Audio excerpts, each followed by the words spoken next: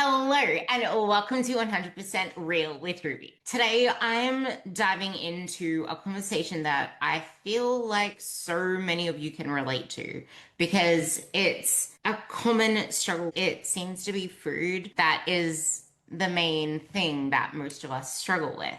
It leaves us feeling stuck, overwhelmed, and clawing for more and more information like what is this thing that I'm missing, even though sometimes we may know deep down what it is. Many times we aren't truly aware of it. I was having a conversation just this morning as an example. One of my clients is on holidays. She typically never finds herself snacking. It's more like an out of sight out of mind thing, because typically in her own home environment she doesn't have those things lying around. And I was trying to figure out what she could possibly do to make decisions that she feels more in control of, more proud of, ones that actually move her forward in the direction she wants and make her feel good. She's like, well, I already have all this stuff here. I have the alternatives, but it's not helping her. That's kind of what this conversation is about. It's not about restriction. It's not about telling you what to eat. It's a hard topic because people talk about food rules and, oh, diet culture. Well, what is diet culture? I'll be digging into more of that through this podcast. Let's just call it what it is. You've probably tried cutting carbs, tracking, not tracking, trying to track, trying to get back on track with tracking, eating clean, intuitive eating. So many people, there was like a phase, I don't know if it's still a phase now, where everyone wants to just intuitively eat or not have to track or not do this or not do that. And that's the thing. So many women don't want to have to think about their nutrition. And I'm sure you were probably one of them as well. It usually comes from this background of you hired the coach, you followed the plan, and you just kept feeling stuck. I know that I was conflicted from everything that was thrown at me and I was just over it. And I just felt broken. Like I couldn't just fix this food issue. Like, why is it still such a problem? It kind of sucks to feel like you just keep trying so freaking hard, but you just can't get your shit together with food. You just can't figure out why you're the only one that's struggling, which I know that's what it feels like, but I promise you that you're not. I've had a couple of calls with my premium clients this week, talking through their history with food to get to where they are now as well. And they've come so far. And that's the thing, like this stuff takes time. It's harder when you're exhausted from trying to figure it all out, when nothing has worked long term, at least not in a way that makes sense in the context of your life. It's almost like you're forcing so hard to just keep that structure, which makes you feel more out of control. Structure feels like this dirty word, and the word rule gets labeled as toxic or diet culture. So then you second guess every choice. But it's diet culture, or you should be able to keep the foods in your house, or you should be able to just have one and allow yourself this. Well, when is that actually hindering you versus helping you? When is the just have one a barrier? When does it become a barrier? Because I know that you're tired of the chaos, everything feeling so hard and having to fight willpower, etc. all the time. A client that I was working with who couldn't control herself with peanut butter. A client who knows as a fact that she can't just have Nutella in their house. She can't have dessert like others. Don't compare what other people can have, because that just makes you feel like you're in lack. And that's kind of where this diet culture and toxic food rules are bad and all this kind of good, bad food mentality comes from, and why people feel like they struggle more than ever, because we haven't yet found any kind of resemblance of a normal for us, which looks different to others. We haven't found any kind of just like stability to build off. The peanut butter client, we had to remove the peanut butter from her environment. But the thing is, she also had kids that liked this commercial brand, which wasn't the 100% nuts one. And that one obviously is worse for you in terms of it's not just nuts, it's salt, it's got additives, it's got other extra crap in it, which just makes it more addictive. This is why having food rules, which I will explain isn't restriction. I'm going to try to break it down in a way that serves you and you can apply it to your life so that you can finally feel in control. But her husband had to hide it. And it wasn't until a few months in when we finally built safety for her nervous system. And I hate saying it that way, but I've been spending so much time trying to figure out how I can start to talk about safety and nervous system without it feeling so woo-woo, but that's the thing. Your body is sensing threat and instability. Not having some sort of structure or routine is a threat to your system. It is this alert signal going off like, no, I'm unsafe. I don't know what's going on. So it's going to send hormonal signals to your body that leads to the cascade that could be like cravings, could be sabotage, it could be just everything. And this is why doing this right is important. That's going to be the first part of what I go into here. It makes no sense to white knuckle your way through another Monday, another week, wondering what's right, what's not. That is exactly why when I say food rules, it's more about supporting yourself, the kind that makes your day easier, not harder. Your weeks feel easier, not harder. Your weekends feel more balanced versus, well, in the moment, you might not even think about it until it's Monday again and it's like, oh shit, usually Sunday night. It's not the fact that you're avoiding structure. It's that the last time that you followed these rules or followed any sort of thing resembling structure, it was a challenge, a diet, or anything that just left you more confused, more obsessed, and more disconnected from your body, from what it is that you're doing and why. Most of us weren't actually given structure. That is what I would call punishment in disguise, painted with here is structure that's going to get you two goals. Here is how you get results. And then we end up thinking that the only way to achieve XYZ is if we are restricted in this way. That has a complete lack of support for your real life as a human. So of course you rebelled. Of course there's like an inner rebel residing inside of you. You feel like you can never get there because your body has always been an issue. You've always felt like insecure about your body, or whenever that insecurity started, it's like, I can never get there because I keep sabotaging on my food. I can never get a grip of food. So it's like, what's the point? As you listen through this, if it hits with you, if it resonates with you, if you feel like it can help anyone else, if you feel like you can be the person that helps someone else through this because you don't know what they're struggling with. Most people probably don't know what you're struggling with in all of this because you're not going to share that when you feel like everything's like shackles. Share it to them. Tell them to listen to this episode and it will mean the world to me as well.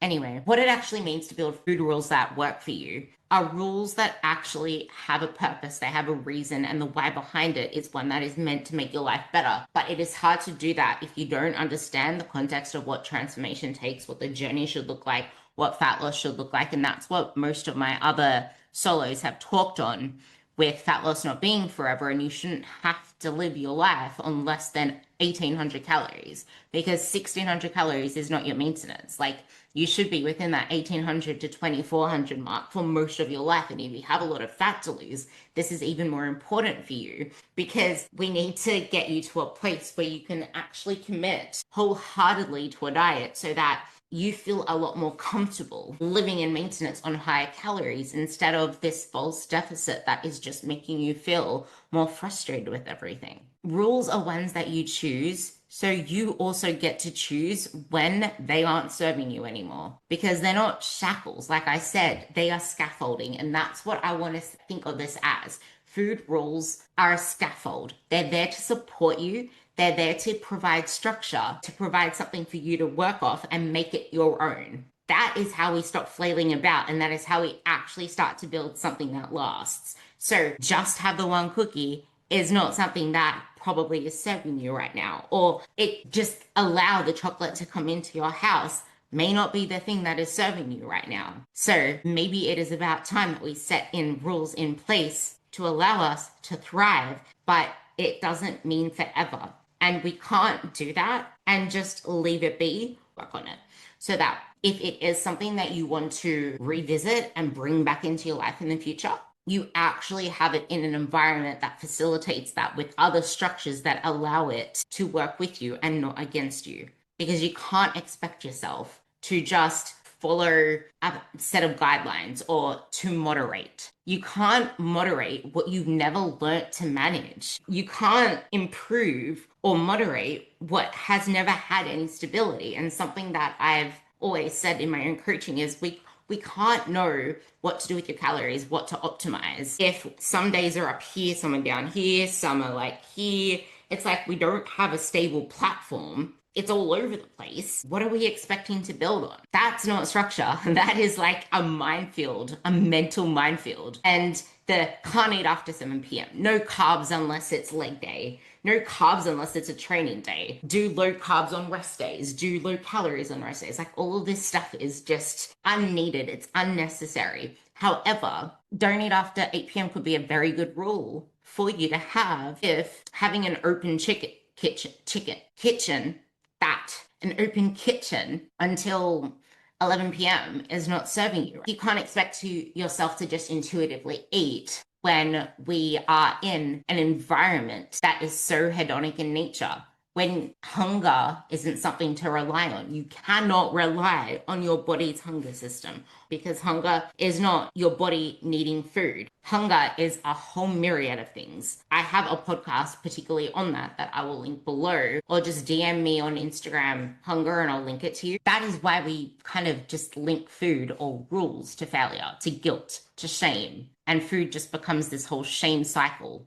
So then we don't talk about it, or we don't believe that we can break it. So then we just feed our own self-fulfilling prophecy. The worst part of it, which I was in a conversation with one of my ladies, you're used to like punishment or someone saying something on the other side or making you feel a certain way, or you making yourself feel a certain way when you slip up once. Like she's in a diet, and from someone who used to binge all the time and overeat all the time, never be able to get a grip, out of the whole diet, she's only eaten over her calories twice. And in eating over her calories, she is still in a deficit for the week. Because when I diet my ladies, I do it with strategy. So she will still be not losing as much fat that week, but still be losing fat. That is why most people put in all of this effort but never really see results, because they don't put themselves into a place where that is possible. Because it's never that decision, it's what happens afterwards, but it's also how frequently it happens. It's also the things that you're not tracking or not aware of.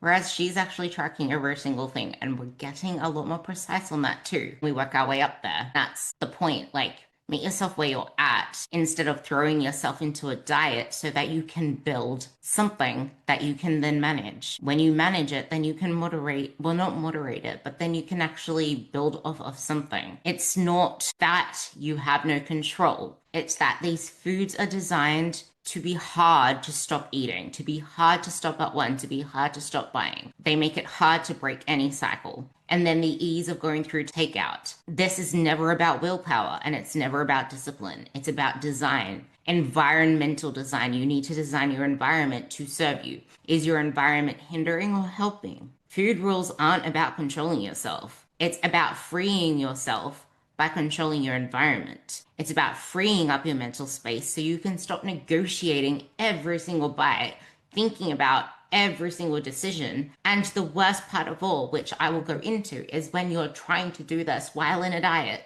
Because when you're in a diet, you have diet brain and you'll be hungrier. You'll be craving more food. What you eat in a diet is not what you are eating in a normal life. I don't believe in the whole what you eat in a diet should be the same thing, which structure removing decision fatigue lets your brain relax, and that's what you need to be aiming for because you have enough going on in your life. That is what increases food focus and sabotage. And structure just feels so overwhelming. Where would you rather sharpen an axe and just chop down the tree a clean cut, or spend days and days and days whacking at it with an axe that is pretty much a butter knife? When your rules are built with purpose, they're built like an axe. They give you clarity. And most importantly, they allow you to build self-trust. It is all about self-trust. If you cannot trust yourself in your own food environment to be able to get the results you want, to be able to get through a successful day, or to even measure your success properly, then it's very hard for you to get to where you want to be. Now,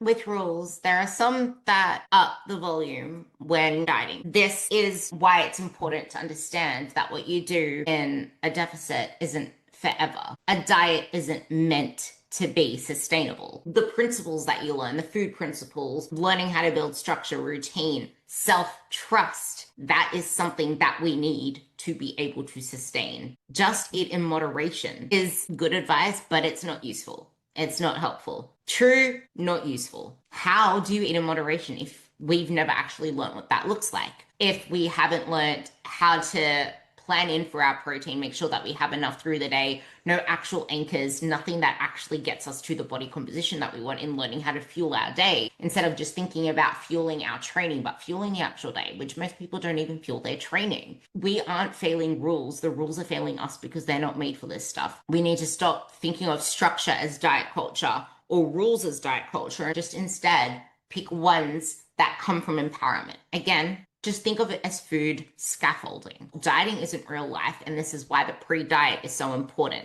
This is where we learn the structure. This is where we learn how to scaffold the crux of how to feel good through food. And that's why when I started out, I mentioned this in a prior episode, when I started out coaching, I would only do meal plans to start with. They had to earn their flexibility through MFP, and that's what it was like back then. I started training 10 years ago, the online coaching 9 years ago. It is very hard to eat in a way that makes you feel good, or to be able to stick to something that makes you feel good, or to move away from the old way of eating that didn't serve you, which, like, not having rules, not having structure is why we ended up where we are. And then having the wrong ones just threw us on the other side of the pendulum, where now we just want to rebel with ourselves because the two existing identities are just so opposite each other.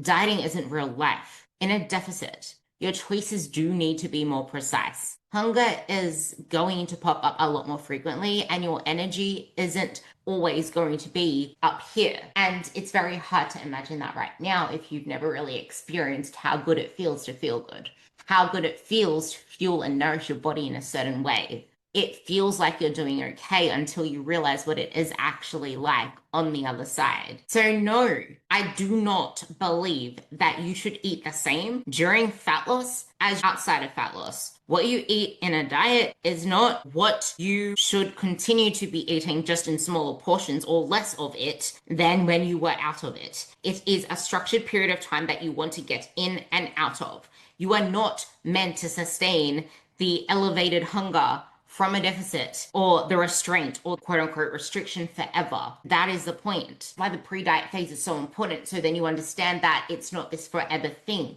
It's bringing it back in a calculated way. You don't just end a diet and then bring in all the foods again, because your hunger is going to be heightened still. It doesn't just go away from you eating more. And that's if you actually bring yourself out correctly. If you're only going to slowly reverse yourself, none of that shit is going to get sorted until later on. You're doing the typical bro reverse, and I highly recommend against that. Just keeps you down regulated for longer on little food for longer, when you could just get yourself back up to a place where you can actually build muscle, actually restore your hormones, metabolism, and start progressing. Because that interim, that little reverse diet, whatever you want to call it, there's nothing productive happening there. So no, smaller portions does not work.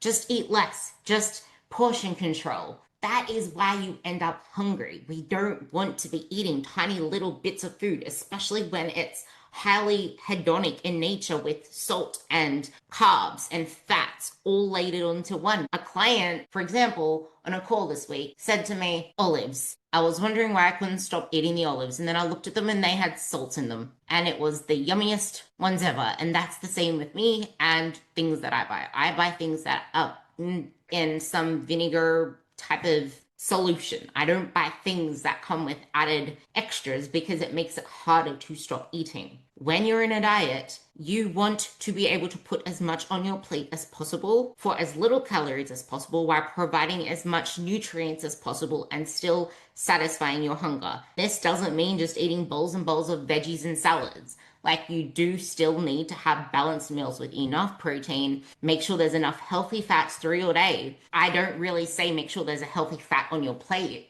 but make sure there is some form of starchy carb or grain. I always say aim for it, like starchy carbs more so than grains, because starchy carbs are more filling. Plan your plate to be mostly veg, mostly salads, and then load on the starchy carbs and protein. You are in a really good place. And pick food choices that are higher on the satiety scale. The things that you have in a non-diet phase that you want to be able to keep, at least for the lady that I was talking about before, was still having real chocolate, and she was still having Hershey's and things that she loves, like brownies, at the first end of her diet. But as she went further into it, we had to start making substitutes that were actually going to be filling and not leaving her wanting more or hungry. Just don't fill her up, because that's the worst thing to do. So in a diet, we want to reduce as many variables as possible for that. That's the first rule in itself. The pre-diet phase sets the stage for you to know that this isn't going to be forever, but it also, like, this is one benefit. It actually forces you into structure because the worst thing you can do in a diet is to not have any structure.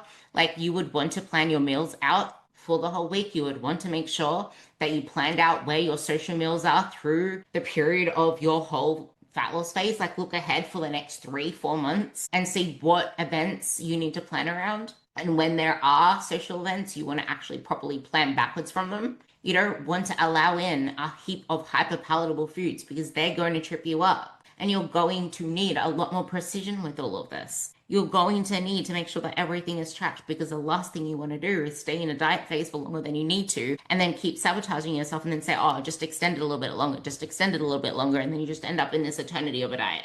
That is what I would call diet culture. Not really diet culture, but just like something that isn't necessary if we set up the scaffolding to start with. And that's why this brings in freedom, because then once you transition out of it, that's when we know what are the anchors we need to keep. What are the structures that are helping me move forward? How can I plan my environment around all of this? The forever is principle-based habits that support your health, that support the identity of a healthy, fit person, that maintains this leaner, fit, strong look, and that's consistent protein, having go-to meals, and having go-to meals from places that you eat out. It's allowing yourself to lean on the structure and the support when you need it. Even more important if you do have ADHD, like, you always need that support and structure because your nervous system is already dysregulated. And I would say that this is even more important in perimenopause, which is why I'm bringing it up here. In perimenopause, this is extremely important because you can be at more risk of neurodivergence or of exhibiting ADHD symptoms because of estrogen declining. Rules are not binary. They're like boundaries.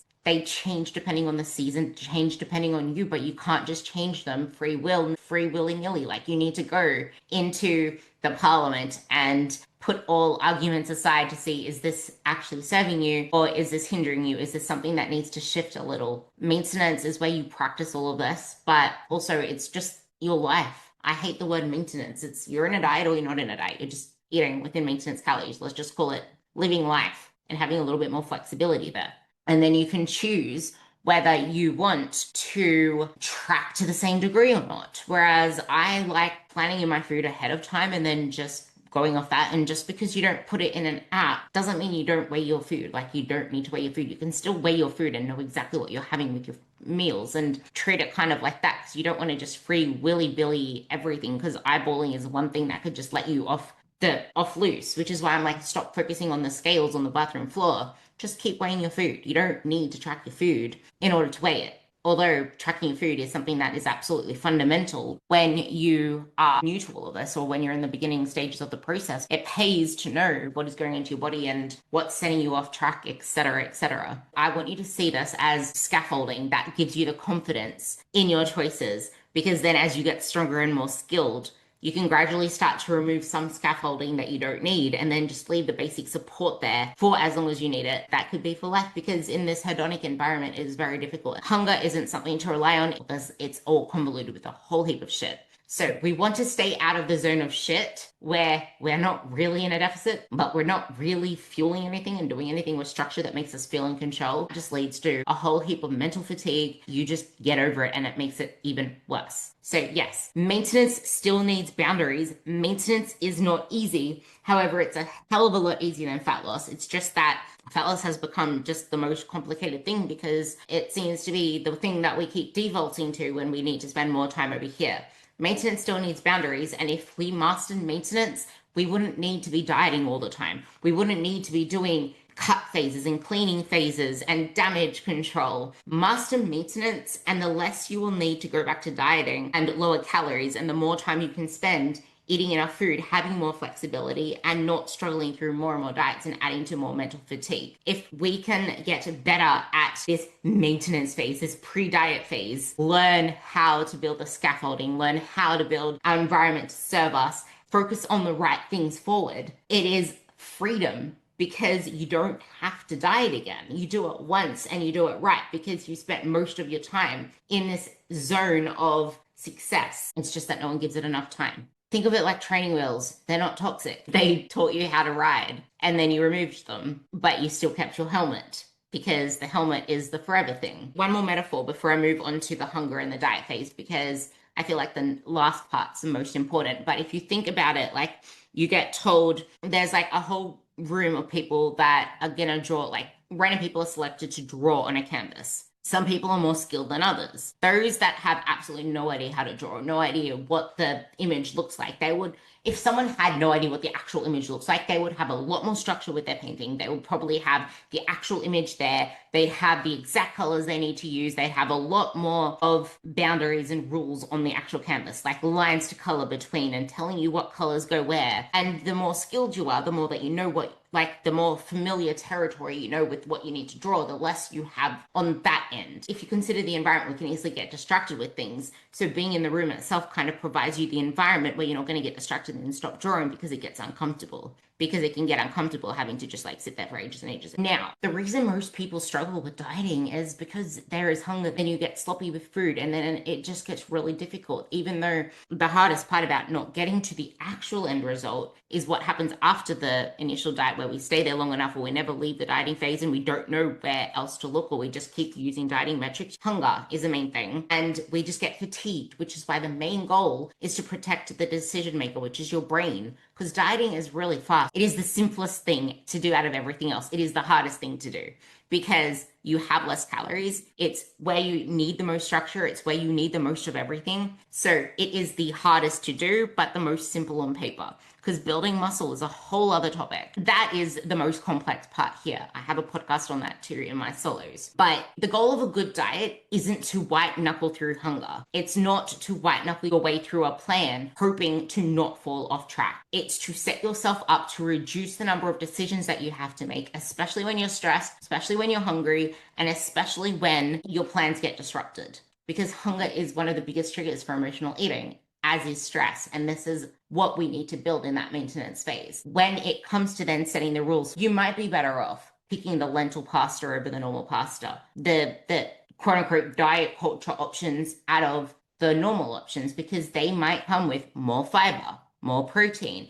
They might be less on the hyperpalatable scale. If it helps you keep trigger foods out of your house for now, if it helps you plan your meals in a way that makes you feel good, if it helps you focus on protein, on veggies, if it helps you care a little bit more about how food actually makes you feel, that isn't diet culture. We need to kind of pass it through the filter of this is helping me focus on my well-being, where I'm making choices to improve my energy, my strength, my confidence, and my sense of control around all of this, so I can start to believe in myself a little bit more moving forward. So that's a really important part there. So moving forward, with all of that, environmental design, I already spoke about. It starts in your trolley, but it also pays to look inside of your pantries and fridge to see if things are set up for you to make the better choices. But I'm going to leave you with some practical tips. And I do have a few questions that I'll probably quickly run through. But if we were to take anything away from this, I would get really curious about what food rules or guidelines or scaffolding you need in a way that isn't actually restriction, because you don't need less restriction and you don't need more restriction. You need a setup that actually works for your brain, that sets you up to win, because you don't get to moderation or flexibility by jumping to it. You build your way there, and it's hard to balance anything without that. You need something to balance on. You need something to support that structure. Like, what is it that needs balancing? We need the structure to balance. So instead of just like instead of I'll just try better tomorrow or I'll try better this week, actually get clear on what it is that you're going to do. I'm going to eat at this time, at this time, and at this time, and at this time, even if I'm not hungry. Those are my meals. I'm going to have my consistency there so that I'm not like ravenous at nighttime or something like that. I will plate my food and eat at a table instead of eating from bags or when I'm standing up or nibbling just on the go. I will build every meal around protein and color, with half my plate as veggies. Instead of trying to be more disciplined, pre-decide and pre-plan and pre-whiteboard what meals you're going to have for the week, because it's hard to be disciplined when you're finishing work at 6 p.m. on a Thursday night and the last thing you want to do is cook a meal or think about what to eat. But hey, you probably have already planned ahead for that now because you thought ahead for the future you. It's not about being controlling or obsessive. It's about thinking about your future self. A way that I like to use this with clients is to phrase it in their check-ins as in, okay, well, how did you go with that experiment? Is there anything that we need to adjust? Something we need to try differently? How did it feel? Do you feel like it impacted you positively? Is it helping you? Is there some resistance anywhere? See where that resistance is, because sometimes when you sense resistance, that's an area we need to nudge into. I'm not saying push, I'm not saying leap. We need to nudge into that. It's almost like when you have an injury or something niggling. You don't just train the same way, but you don't not train, because both of those options makes it worse. You don't not train. You want to gently nudge it, and you don't want to make it worse. So instead of talking about food rules as food rules, call them guidelines, call them anchors, call them scaffolding, call them things that actually serve you and help set you up to be successful through your week, and not wanting to start over the next Monday or feeling like you're either on a diet or off a diet. More than anything, it's really hard when you've had all of this stuff thrown at you before, where you have people saying intuitive eating, but then diet culture, but then you remember your past of history. It's getting really curious on where a lot of these thoughts and beliefs come from, where your struggles come from. Like, what was it that you're doing before? What are you doing differently now? Because then you can actually start to trust yourself instead of continuing to just like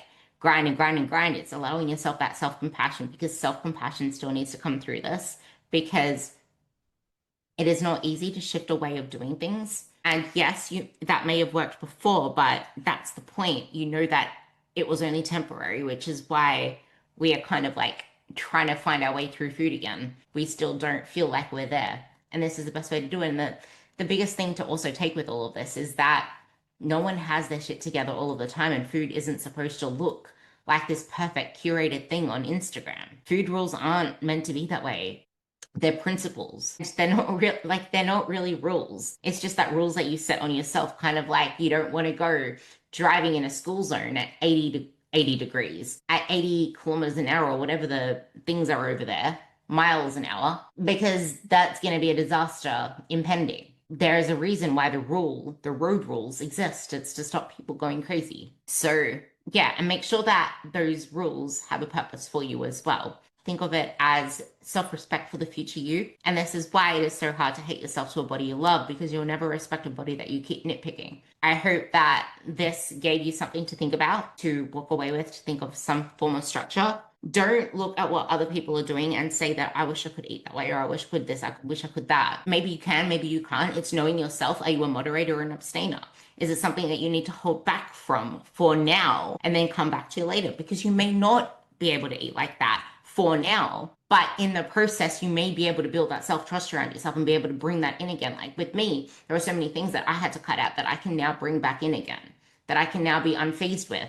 But with me, it's almost like I need to not have it within my diet plan, but I can still have it within the house, because there are particular things for me where there's like I need a significant portion of something to be happy with it. So if I can't have that significant portion in my calories or within the structure that I allow myself, then I'm not going to do that. Like I could easily allow a significant portion of something into my diet, but then what is the trade-off of all of that? That's not going to serve the version of me that's the healthiest, the fittest, the whatever. Maybe you're once off, but it's knowing yourself, creating a structure around that. If there's anything that you have questions on, if this resonated with you, if you feel like you've struggled with any of this in the past, or you still don't know where to look with all of this, because it is really difficult when you've had all these rules via restriction. Otherwise, you'll hear me on the next podcast. Please, if this helped, do give me a 5-star rating, please. It does take a really long time to structure these things together in a way that's going to provide benefit to you. I appreciate you listening.